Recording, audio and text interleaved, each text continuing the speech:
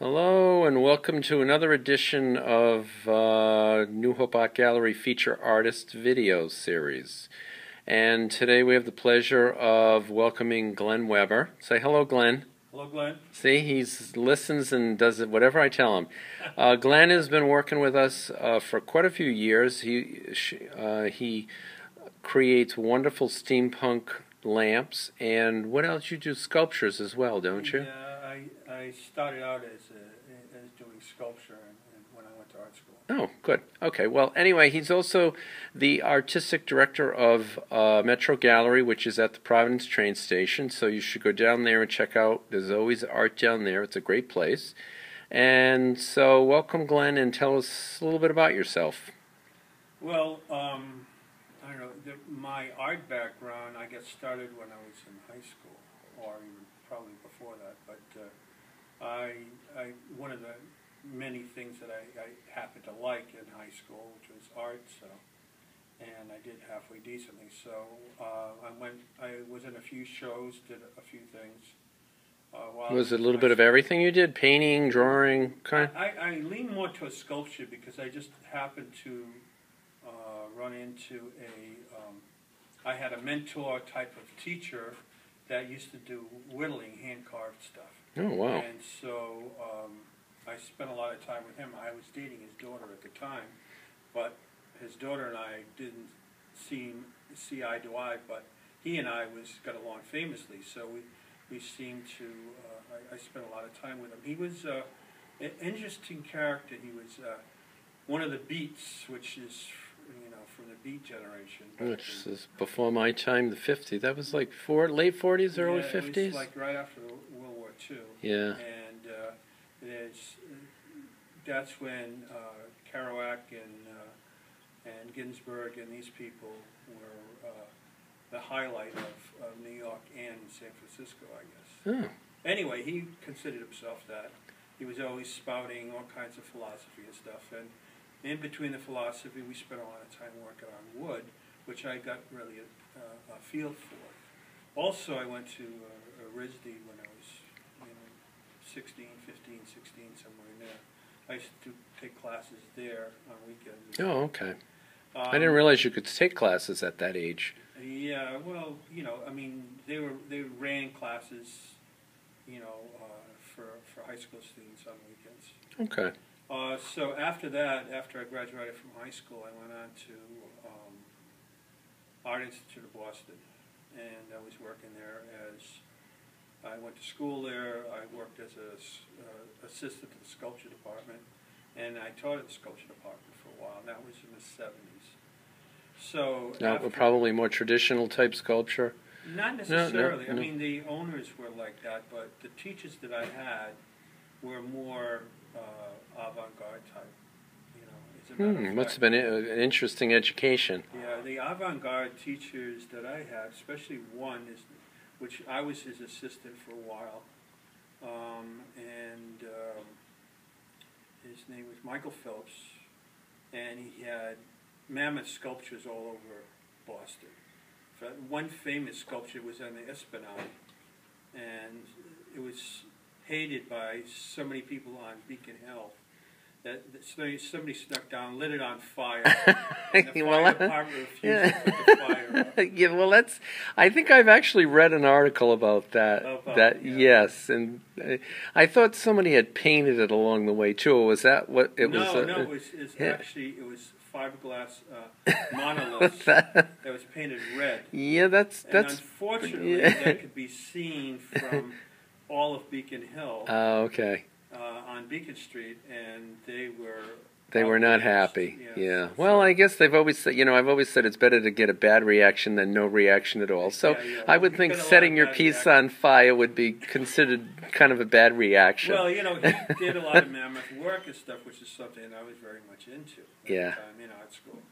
And so from there, I went on to I spent a lot of time in martial arts, but I still stayed in working with wood and stuff of that nature, right? Yeah. And, so fast forward quite a number of years, I got involved in filmmaking and but always had the artistic desire underneath me, inside of me, or whatever you want to say.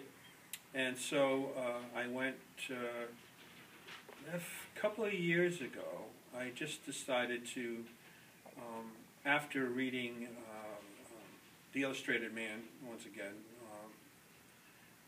I started building an illustrated man, and that's what got me started in putting parts together, right? So I started making these lamps, and I did a lot of reading And I'm kind of focusing on one of your lamps in particular right now. And I was doing a lot of research, and which is what I do, being in college. And I just started making them, and I started putting parts together.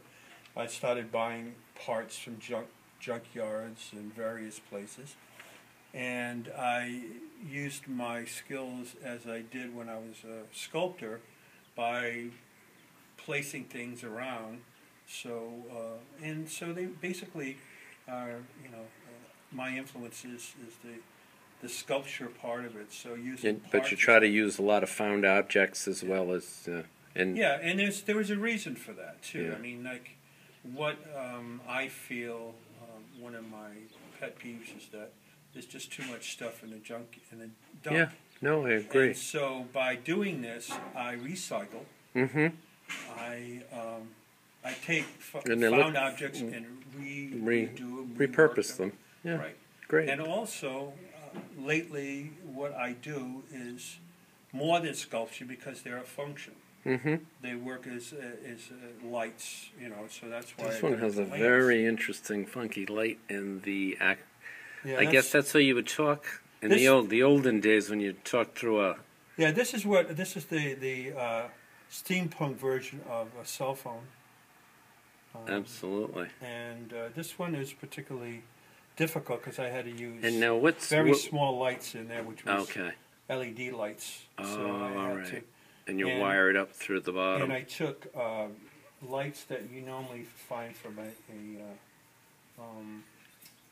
a night light, and I tore it apart, and I took the LEDs out of that, because you have to put very, very small lights in there for it to work. Yeah. It's got very limited space in there. So. And if it rings, does it blink? I'm kidding, of course. Of course. Great. And so what's the name of this one again? I don't know. Wasn't it like the I had 20th century cell phone or something? Yeah, 19th century. This is before even what was that famous show that had the original cell phones, Miami Vice, with the massive cell phone that was like a suitcase. Well, yeah. Most of those phones were more battery than anything else, and they would have been smaller if the batteries were smaller. But these they didn't days, have the technology. if we had the same batteries, they would still be that size. Yeah. Size of a motorcycle battery. And that's one of my funky tables that luckily we have some of my tables, which is the perfect spot to put Glen's lamps on it. So let's come over. Why don't we come over to this piece, and you can kind of talk about this piece. Yeah, I have a few designs I like working with. Quite often, the piece itself. This is what originally like an old heat lamp, isn't it? Yeah, it was. Yeah. It was. It dictates to what it's going to become.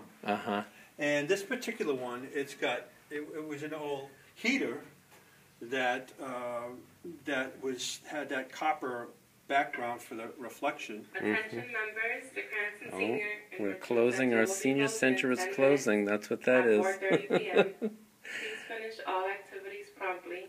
Okay, go ahead. Have a good evening. Anyway, so usually the parts dictate to what they're going to become. Okay. And this reminded me of one of those Star Wars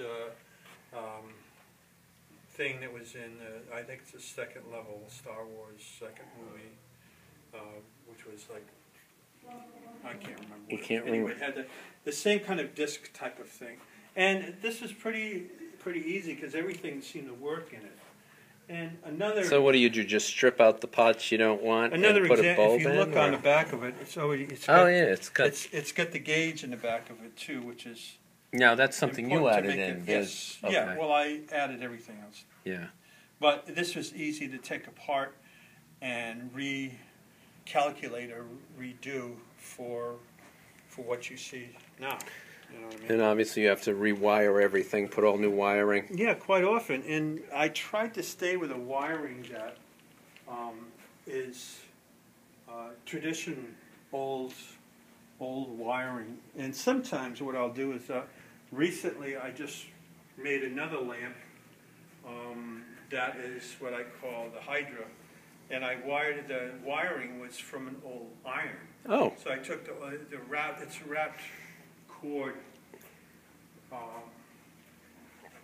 wiring that just came apart very nice and easily. And it's important that you have wiring or whatever that is going to handle the current. But usually I don't put very high wattage bulbs in these things because you don't need that kind of a bright light. It's more of an ambient background light. I like the lower wattage lights too. And so now obviously this is an old oil lamp? Yes, it is. Yeah. Yes, I've made a few out of these. Yeah, that's And great. basically I take the oil lamp and I drill a hole in the middle of it. I have a glass drill press and I cut the hole, and that's all I need is lamps are really pretty easy to put together because they're all designed on a central armature. Oh, okay. You know, and so regular lamps and even whatever I do, it's very easy to match the parts in certain things. Especially, this is one of my older ones, and I started working smaller and worked my way into The bigger. yes. And this particular I love this one. This is like a weapon. This one is interesting because if you noticed these. This is from a lamp that was, when I was a kid, was on the ceiling of my bedroom, and it was actually an old nautical wheel, and a lot of the stuff, was part of a standing lamp, and then I do a lot of what do you call those things for electrical, glass things that. Oh, okay. I can't. Oh, I know what you're talking. It's almost like something that would go into a wall unit or a ceiling No, or actually, no. those goes on the highways, and because it didn't conduct electricity, the electrical lines would be wrapped around that, and I just can't think of the name of them right now. But this is many different parts of different things, And you put them all together. and I kind of put them together, yeah. Yeah.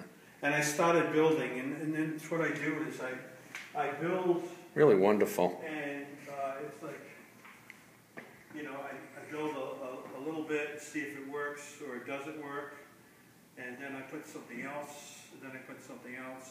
You keep adding in to make And sure I'm that it's adding, going and I to take it continue away to from work. stuff, and it's a lot depends on how it feels as it's being built. Just So kind of like a it's- painting. It sort of talks to you. Yeah. What yeah, feels it's- right, what it's- doesn't feel right. It kind of, very much like sculpture, the kind of sculpture I used to do, and way back when was,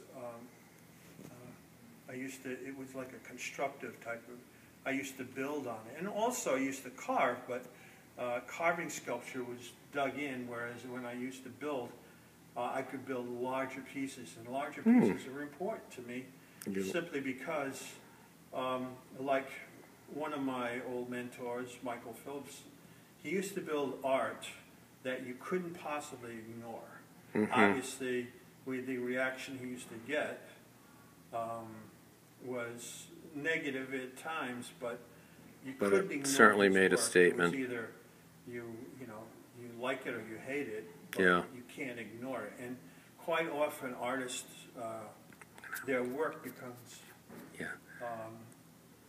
so that people ignore it, or they get it so it matches their refrigerator or